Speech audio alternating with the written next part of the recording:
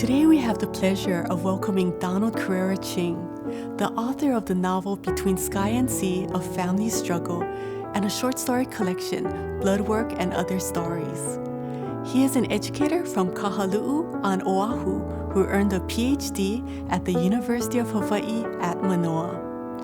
He is the recipient of several awards, including the Elliott Cades Award for Literature and Kapalapala Po'okela Honorable Mention. He teaches at Leeward Community College. Donald Carreira Ching shares how growing up in Kahalu'u shaped him as a writer, the importance of representation, and how finding a stray cat and kittens influenced his work. Join us in a space for creativity. Welcome to the Reading Room.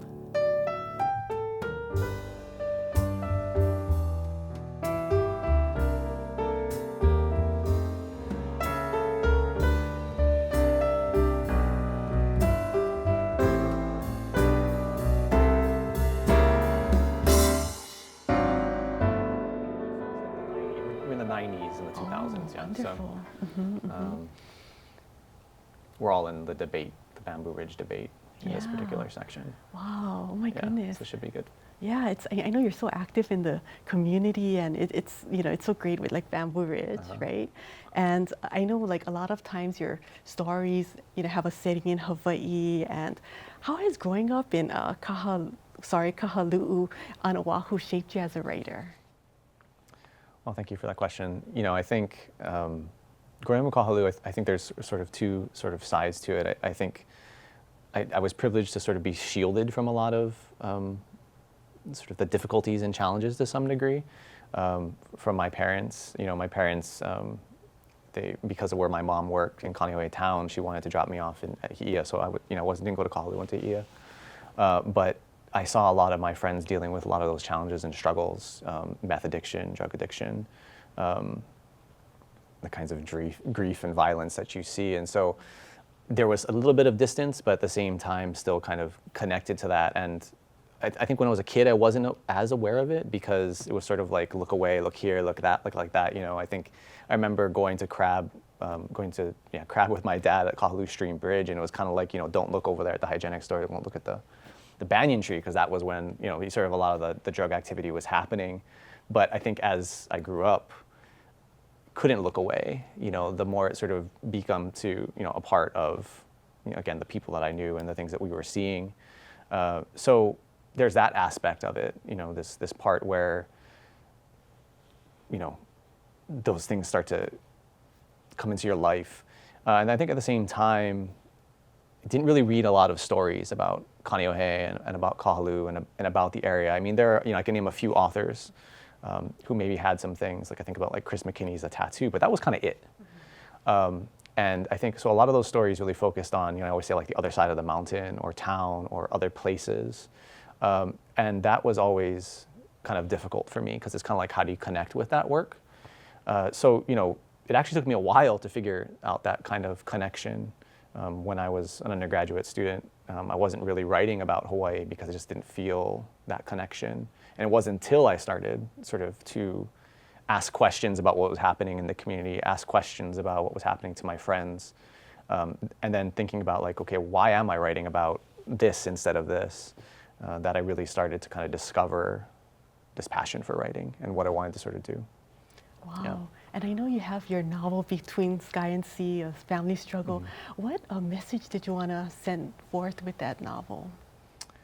I think with Between Sky and Sea, it was really looking at, focusing in on one family's difficulties and challenges. I think as writers, maybe we try to like have this large umbrella or sort of trying to tackle everything in these kinds of stories. But for me, it was about kind of humanizing a lot of what we see. Like I said, my family judged a lot of individuals who are going through some of these challenges, and I myself judge a lot of those individuals who are going through some of these challenges. And so I really wanted to sort of focus in on this family to sort of see how it's not just kind of black or white, it's not just, this person's a drug addict or this happened and this is what's going on. And so to see the complexities of the situation so that folks who aren't familiar with that or can't connect to it or can't relate to it can sort of feel like, oh, okay, I understand this is more than just an individual made a choice. There's a lot more of these sort of underlying issues that are connected to it.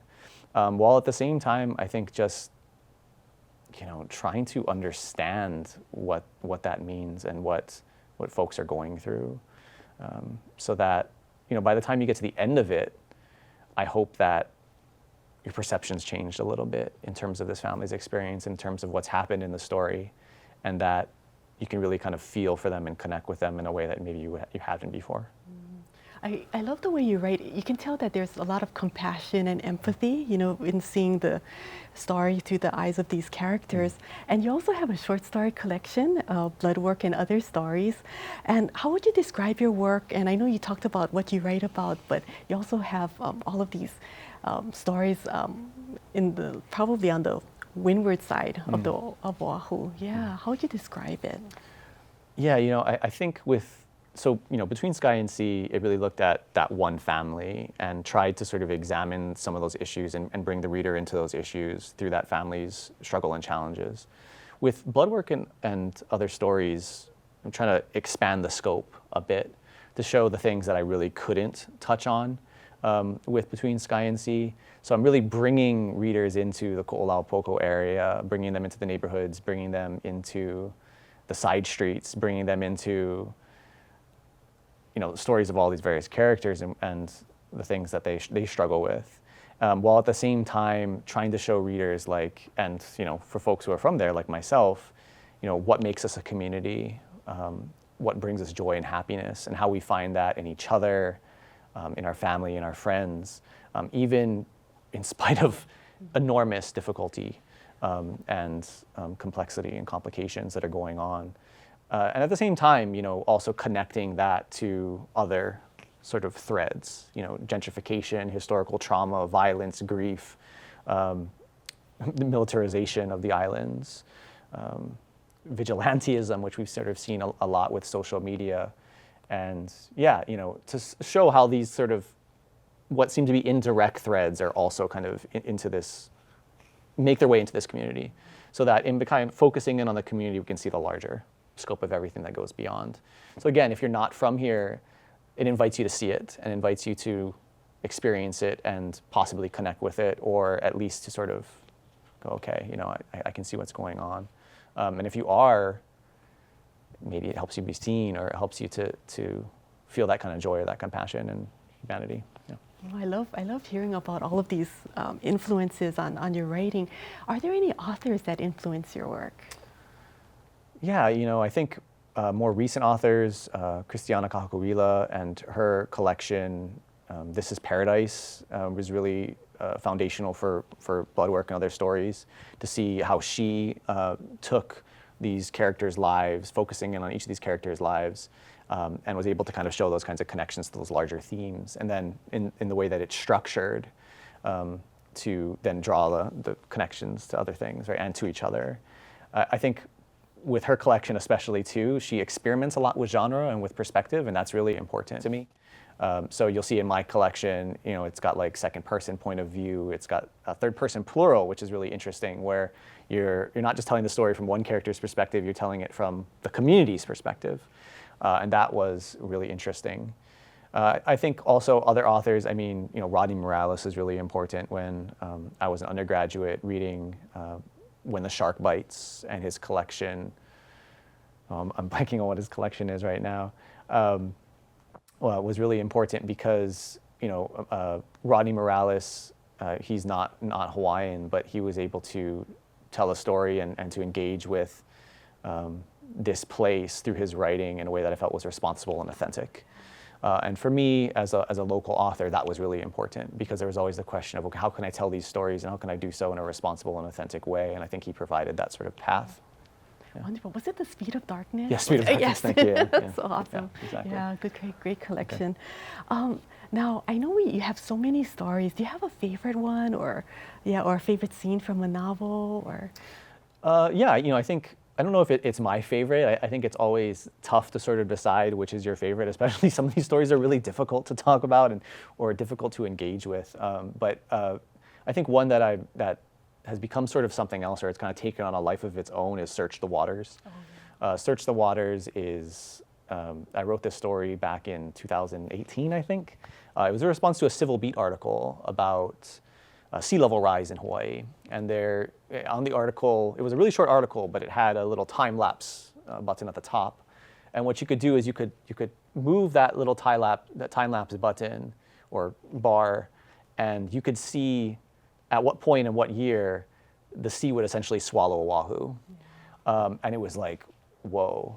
And so there was that. And then on top of that, just sort of thinking about where this would be in the collection, because I was imagining a lot of readers weren't going to be from Hawaii,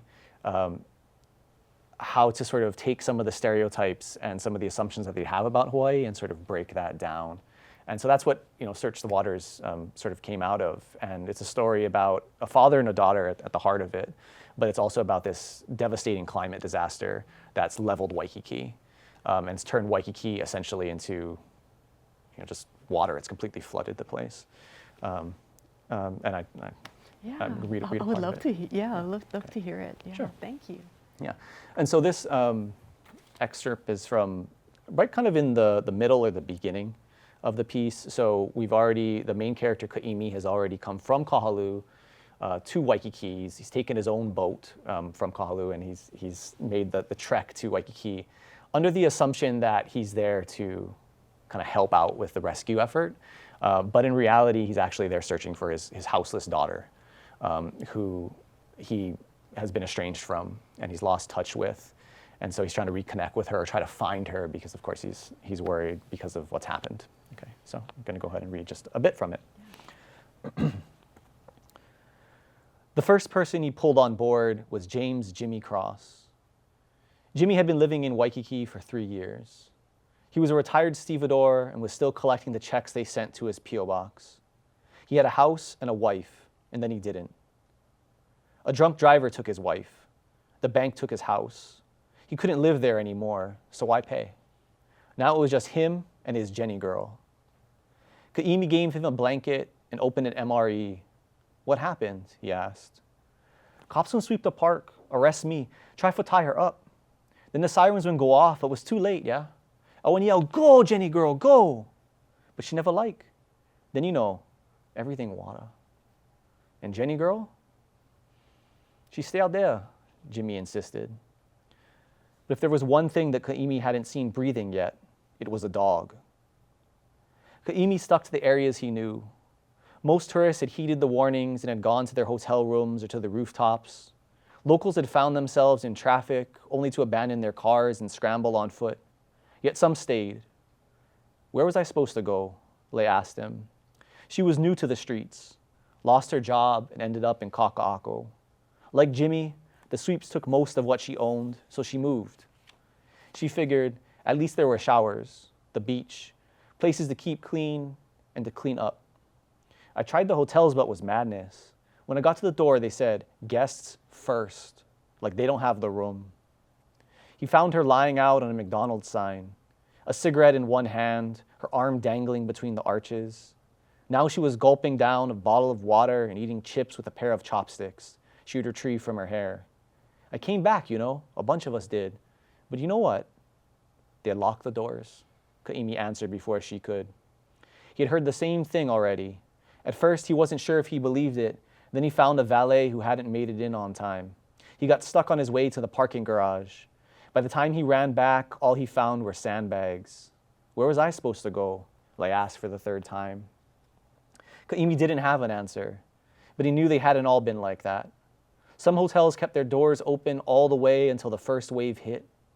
A woman from Tacoma told him that she had been the last one in, that she had turned around and saw the water rushing down the street like rapids down a canyon. Right then, I saw God's face in the flood. Did you pray? One of the other passengers, a teenager with a New York accent and little tact, asked. I ran until she had to wipe her eyes. She laughed until she had to wipe her eyes. She was on the 3rd floor when the water rushed over her head. Thankfully, I found a window. Ka'imi kept at it, pulling people up and taking them to rescue services or helping them trawl the water for people they knew. He barely rested, taking short naps only when his vision started to blur or his hands couldn't hold the steering wheel steady. By the third day, one of the firefighters had given him a radio, and he started to coordinate pickups, but those occasions became rarer.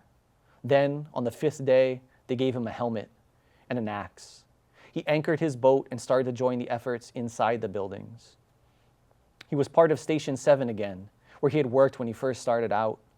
In the breaks between light and darkness, when the spaces were filled with nothing but smoke and ash, he felt those ghosts come back in tremors and small gasps of breath, and he thought of what brought him there in the first place. Breaks were brief. Every second was a second too long, so he continued to break down doors and drop into flooded hallways. When he pulled bodies out, he followed procedure. He did what he could, and he moved on to the next section to be cleared. But before he tagged the X code on the outside of the room or in front of the hole in the floor, he took the time to really look at the faces, just in case someone asked if he had seen a mother, a son, a friend, just in case it was his daughter he was holding, but didn't recognize, but it never was. I'm gonna stop this. Ooh, it's so strong. I really appreciate I know we talked about empathy with characters, and just seeing the story through your character's eyes, it's just such a strong story, and I really appreciate your writing in anything. Basically, it's very strong. And also, I noticed the pidgin. I know we have Hawaii Creole English. How do you maintain authenticity in terms of language? I think authenticity in terms of language, it comes down to, I think one, you kind of experiment, but make sure you've done your research. So if you don't speak pidgin, trying to just write pidgin is, I think some folks don't realize that pidgin is a language. It is an actual, language. And the pidgin that I grew up with is actually, and especially when I'm writing it, it's a bit different than some other people. And I think that's always the case when you're writing pidgin, is that everyone writes it a little bit different. Whether it's Lee Tana Uchi or it's Lee Cataluna or it's Daryl Lum, everyone writes it a little bit different. So I think when it comes to that, being consistent, doing your research, and then kind of reading it aloud. Pidgin is an oral language. It's based in orality. I mean, all language is based in orality. We learn to talk before we learn how to write. So, listening to it, I think that's the beauty of pidgin. Pidgin is so concise. You can say so much with Dakine that you can't say with English. And so listening to it and listening to the music of that language is so key and important. And, if you are not a pidgin speaker yourself, then talk to your friend and be like, hey, can you read this and let me know. But keeping in mind too that if you're gonna write in pidgin, make that intentional. Pidgin again is a beautiful language, and and sometimes it's misused or it's misunderstood. And so just making sure that if you're gonna put that in there, you can put anything in your story really, that you're really intentional with it, because readers will know. Readers will know, especially with pidgin. They're like, okay, no, I don't think so. And that can take your reader out, yeah. And so, yeah, that can be really difficult. But yeah, research, read it aloud, listen to the language. Good, good advice. And I know you have, your collection of short stories there, but there's also a prose poem in there. Yeah, and could you read that poem and also show how important that poem is for the whole collection? Thank you. Yeah, Kaneohe Town is, kind of snuck it in there as a story. It is a prose poem, and it was written as that. And it came out of this sort of experiment with the senses of trying to write about something just through the senses, or as much in the senses as possible. But it's so central and key. It comes after Search the Waters, and Search the Waters is situated mainly in Waikiki, although there's that connection to Ko'olapoko. But it kind of brings the reader back to Kaneohe and to Kahalu and to the area. So it's sort of like resituating them.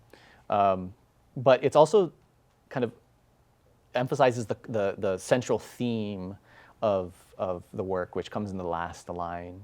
We're talking about just kind of language and the musical nature of language. And, every single story in this collection I read aloud several times to listen to it. And I think you can really kind of get that sense in this particular poem. Okay, so I'll go ahead and read it.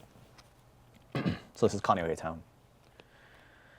Outside, sour notes of rotting mango, you walk. Fresh grass clippings and sun-bleached ulu leaves clustered along the curb, damp and moist. You can't see it. Charcoal burning, savory and sweet from the Korean barbecue. Further down, tobacco lingers. Then the choke of exhaust, like burnt oil in your father's garage. On the ground, plumeria petals, bright and fleeting. From over the hill, ammonia, bleach, pungent and chemical. Soon, others pass. One like rose, heady and overwhelming. You continue until a wall of earthy brush, milo and kukui. The breeze comes again, bringing rain. The native Hawaiians have a name for this one, poehala, find a way home. Thank you. It's so strong. Thank you. I love you. And I know, like, it was important to have that poem in the collection. Well, why is it important? Yeah, so again, kind of situating us back into Kaneohe town, and that idea of finding a way home. I don't know how much you need to talk about it, but that's essentially what every character is struggling with in this story. Even from Search the Waters is finding a way back to this place that brings comfort, that brings acceptance, that brings forgiveness, in whatever respect. Whether it's the story about an individual who's struggling with drug addiction and is trying to get sober so they can return to their daughter, or it's a story about a character losing their brother and their best friend from cancer. They're all sort of trying to find what home means to them in light of the challenges that they're facing, in light of losing their homes, essentially. So yeah, it really introduces that central theme to it, and again, kind of brings things back. Yeah, I do love it. Yeah, wow. And I also know that you have a story, 183, and you were influenced to write that story by seeing kittens and their mother, right? Wow, and if you could share that story and also maybe read part of that story as well. Sure. Yeah, 183, 183. I wrote it during the pandemic, and we're all kind of locked in our houses, and we're all it was right at the sort of the height of the pandemic. And at that time, I was trying to figure out sort of like the question of like, what is joy, what is happiness? There's so much tragedy and so much kind of just doom going on as we were getting the information and folks who are dying. And because a lot of my writing is so dark, sometimes it takes me to places where I have to put it down, and it takes me a while to sort of get back to it. So I was trying to figure out like a way to write joy and happiness. And I was focused on this character who was, again, kind of dealing with drug addiction, and kind of opposite from what we see in Between Sky and Sea on the other side. They've gotten sober, they've maintained their sobriety, but they're still sort of facing these sort of judgments and these assumptions. But every time I tried to write it, I kept going to the same dark places. I kept taking them to, so I couldn't figure that out. And as I was kind of working on this story, right outside my window, this stray cat had sort of appeared. And it had been sleeping underneath the house next door, or the apartments next door, and I couldn't figure out what it was doing under there. And then one day, these kittens popped out, and for a good while, I watched these kittens outside the window every morning, growing up and sort of becoming bigger. And as it happens, of course, they would go out and they would cook food, and I'd worry about them, and then they would appear again, and I'd be like, okay, they're okay. And then, as stray cats are stray cats, they're animals. There was an issue with the person who lived nearby, and so the association put a cat trap out there. And the mom knew to avoid it, but of course the smaller ones didn't. So one by one, I saw those cats sort of be taken away as the mother watched. And I just remember the last night, the last kitten went away, that mom just, the whole night, walked the road in the rain, just crying. And it turned out that the association, they didn't, they're supposed to take them to Humane Society. They didn't take them to Humane Society. They just dropped them off in a park. Tried to find them again, and I couldn't. And I kind of saw this connection, I think, between these cats and between the main character of the story. And, strays are things that are not wanted, in the same way that this character, because of her addiction, is not wanted. is treated as other, essentially. And so that was the key, was these cats and the sort of, I couldn't find them again. I don't know what happened to them, but they're alive now in the story. And I sort of wrote the story, bringing them back in. And it was just, sorry. I get really emotional about it because it was, I think, just a really emotional time, I think, and it was this really important moment. So I'll read a little bit of a section from 183. The cats aren't in this section. Maybe I should have read a bit from the section, but it at least gives you that sense of kind of what that character is going through, in the sense of that kind of alienation. Her bus wouldn't come for at least an hour. She sat at the stop and turned on her phone. A message from her sister. Angel has practice today if you want to come. Kaneohe Community Park. Stacy fumbled to text her a reply. Time? 3. She had a few hours to make it to her daughter's game and to make it count. She walked toward Chinatown. She mapped her path, taking note of the streets she needed to avoid. Downtown had never been her pickup spot, but need was its own compass, and it had sometimes led her to Fort Street Mall or the park on Smith Street. She decided to keep to the main road and move in only when necessary. When they were kids and she couldn't find a family member or a friend to take care of them, their mother would take Stacy and Natasha with her to her real estate office she worked at. They would stay in one of the empty office rooms and make forts out of furniture and draw on printer paper. Stacy liked to tear off the dotted edges and stuff them down the back of her sister's shirt until Natasha screamed. It didn't matter who started it. Both would always get the blame for any noise or nonsense that their mother could hear in the main office. If they behaved, she would take them into Chinatown for cracked seed. When Stacy got to the small shop on Hotel Street, she stared at the glass jars and felt the magic that was still preserved there. Their favorite was pickled mango. When she was pregnant, Stacy couldn't get enough of the bright and bitter flesh, the sharp edge of the vinegar giving way to a snap of sweetness that made her shiver. At the time, she had just gotten out of a court-ordered treatment program and met an old friend from high school at the mall, made an old mistake at his house down the road. She took the plus on the pregnancy test for a sign to do better and be better. And she did. She moved in with her sister and looked forward to a new idea of what her life might be. She was sober for just over a year when the baby blues hit. They made her think about the neat row of liquor bottles their mother kept on her bureau. The time Stacy found their mother passed out in the bathtub. The time their mother woke up to find Stacy and Natasha playing with a stray kitten they had found in the playground behind their apartment.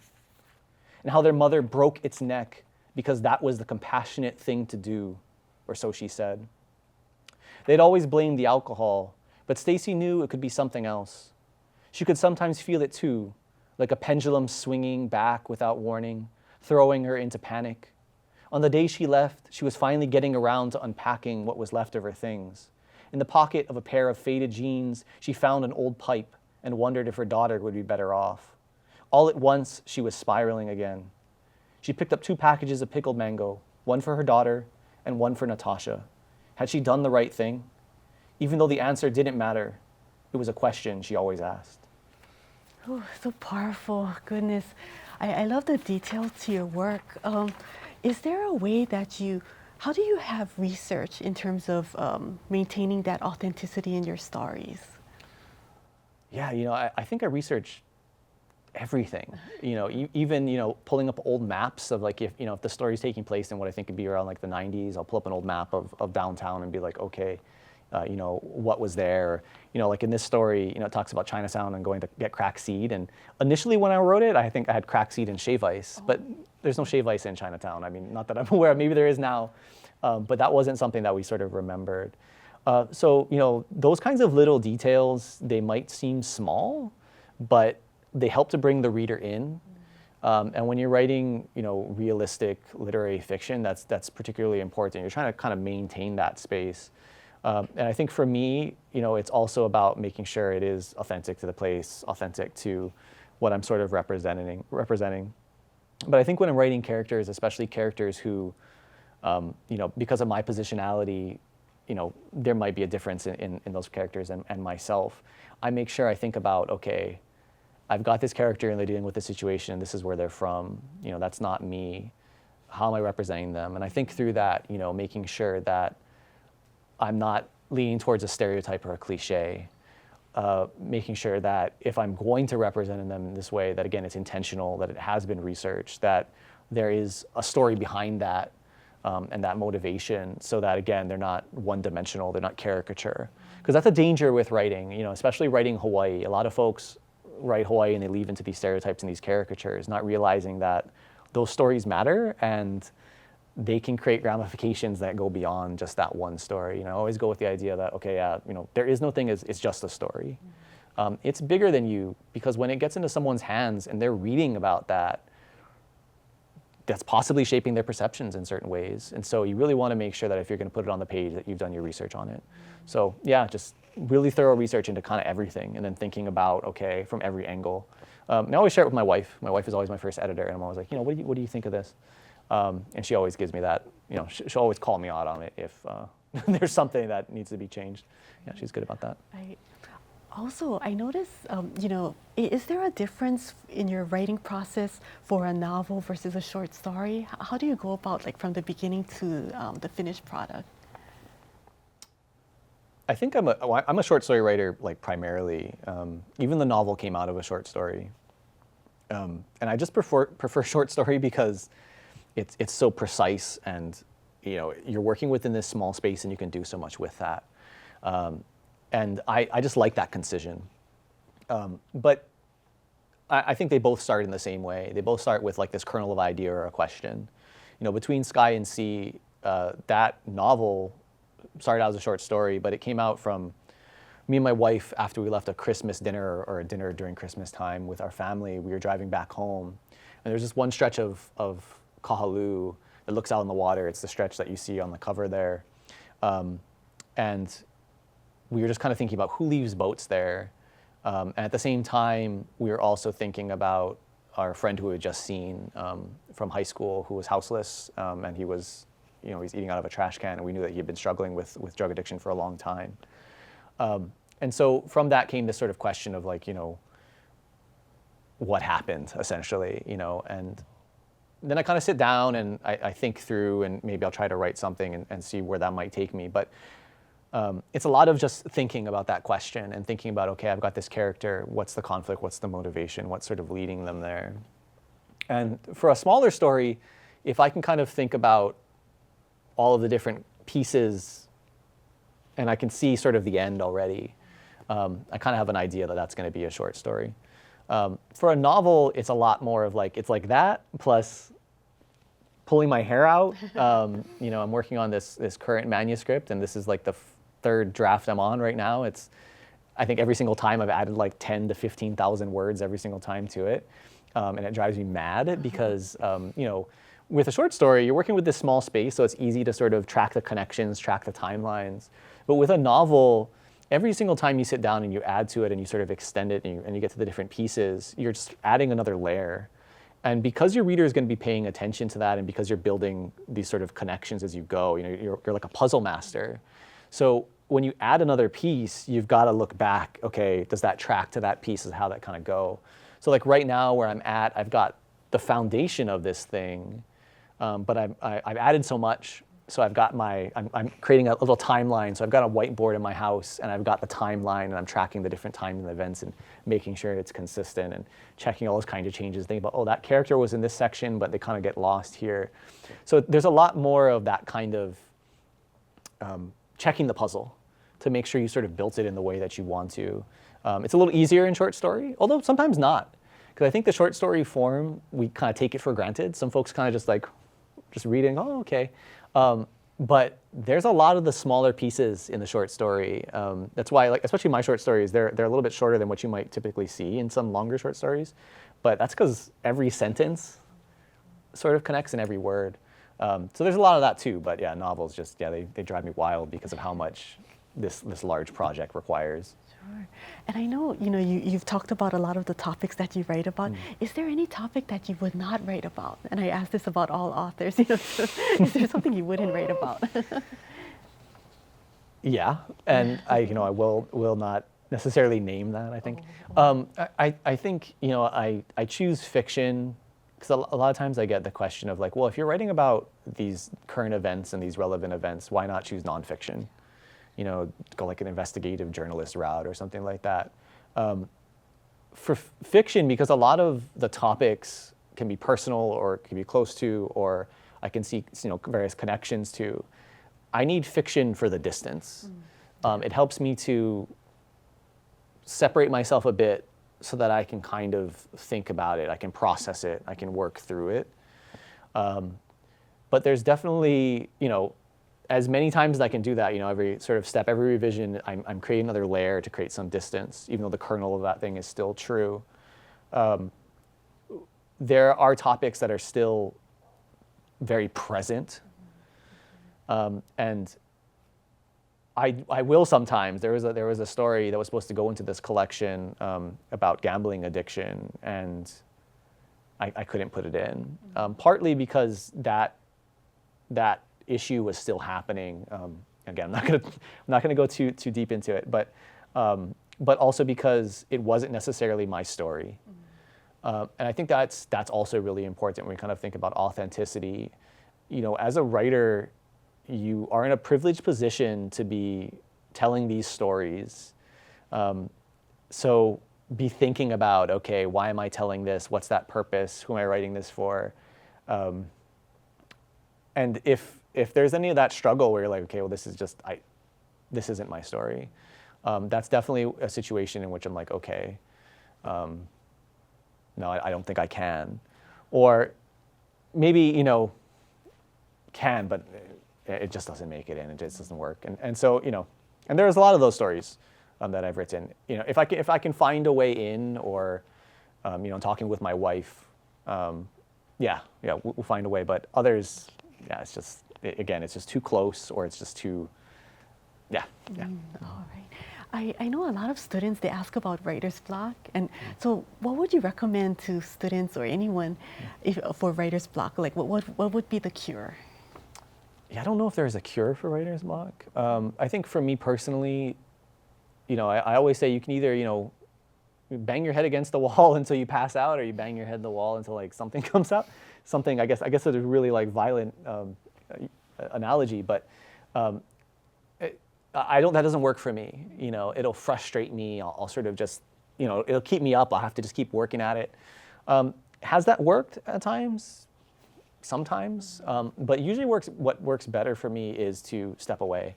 So I always tell folks, you know, if you're having trouble with whatever you're writing, go for a walk, go hang out with the dog, go talk to, you know, your partner, go do something else, you know, go watch Netflix, whatever it is. But, you know, don't forget to come back, you know, don't self-sabotage, don't forget to come back. So taking a little bit of a break can help, because our minds need time to process. You know, there's always that idea of like, I think like they call it like the shower moment or something. I think that was so much of a thing that they invented like a notepad you could put up in the shower so you could write your notes in there. I had one of those a few years ago. And so, yeah, taking a step back, because your mind needs time to process. It's like kind of like when you're trying to remember something and you can't remember it, and then when you stop thinking about it for a second, like, oh yeah, that was it. It's the same idea, yeah. So, you know, your mind is still processing, you're still kind of thinking about it, but you're not. It needs that space and it needs that rest. So that can help. I think another thing that folks can do is, I always try to think about, okay, like going back to the basics. You're writing this scene, you're writing this story, you can't get to the next section. Okay, well, what's the character struggling with? What's the motivation? What's the overall thing you're trying to do, right? Think about those kinds of basic questions, because that can help too. Because sometimes maybe the problem is you don't know why the character is picking up the glass and then throwing it against the wall. You haven't quite thought that through enough. So of course you are struggling, because your character's struggling too. They don't know what they're doing and you don't know what you're doing. And then another thing I could probably recommend is writing a different section. So if you're really struggling with the beginning and all you can think about is the middle, well, try to write the middle instead. Because you might find that the beginning is not the beginning. The beginning is the thing you were working on. And so that might be holding you up. Wow, a lot of good advice for writers. Do you have any advice regarding publication? I think for publication, I think writers, we all want our work out there, and there's always that pressure to publish. I think one, just trust the work and keep in mind that, you know, it's difficult and it's challenging. look at the places you're trying to publish to and ask, is this the right place for my work? I think is really important. And if you haven't taken a second to actually think about where you're sending your work to, then that's probably a little bit of the problem with it not getting out there. I think the other thing is trust the story. I mean, if it is good, if you've worked on it, if you believe in it, it'll find a place eventually. And I think like the last thing is just that, that pressure to publish is in your head. There's that common saying of comparison kills creativity or kills joy. And that's very true, especially in our social media landscape. When everyone's posting what they published or what they got out there, that can be really like detrimental to your creativity and process. It brings me down sometimes when I'm having like a dry spell. And so, yeah, turn off social media for a little bit, remind yourself why you're doing this, and just trust that you'll get there. And when you get there, you can just celebrate, because it's an amazing feeling. I think that's another thing. When you do get there, don't forget to celebrate, because sometimes that feeling, again, that comparison feeling kicks in, and then that joy disappears. And yeah, you got to celebrate yourself too. Yeah. And I know you're working on a lot of current projects and future projects. If you could kind of give us some information on the projects you're working on. Yeah, thank you.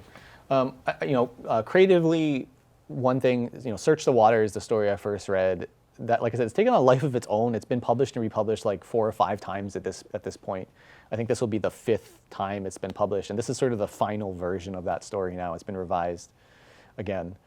And so it's so popular, I kind of was like, okay, well, is there more story here? And so from that, I've actually written this large novel called Hawaii 2038, The Bitter Rain. And that takes place in Waikiki. So with this novel, I've taken us back to Ko'olaupoko and taken us to sort of the height of this climate disaster in the particular area. So I'm working on that right now. I'm nearing, hopefully done with it by the summer, with the last set of revisions by the summer. So I've got that I'm working on. And I'm also working on the Bamboo Ridge Oral History Project. Yeah. So the Bamboo Ridge Oral History Project, Bamboo Ridge Press, my publisher, they're the largest and the longest running independent nonprofit publisher in Hawaii. Really, a lot of the big authors that come out of Hawaii, they start at Bamboo Ridge. And folks forget or don't know that just wasn't the case before. A lot of the stuff that folks used to read at Manoa or wherever, here at Leeward was, whoever's writing about, the middle of nowhere, Ohio or something. And so that local connection was not there until Bamboo Ridge. But, as folks have gotten older, as time has gone on and people have left to do other things, a lot of those stories haven't been recorded or have not been recorded in one place. So that's what we're working on right now. We're in the 3rd stage of it. We're collecting all of these various stories from authors. And so working on finalizing that, that should be done by the end of the summer as well, hopefully. For now, yeah. Wow, oh my goodness. Thank you so much, Donald Carreira Ching, for sharing your work and giving us all of this advice and information about writing. Really appreciate you being here. I really appreciate it. Thank you. And thank you everyone for joining us for another episode of The Reading Room.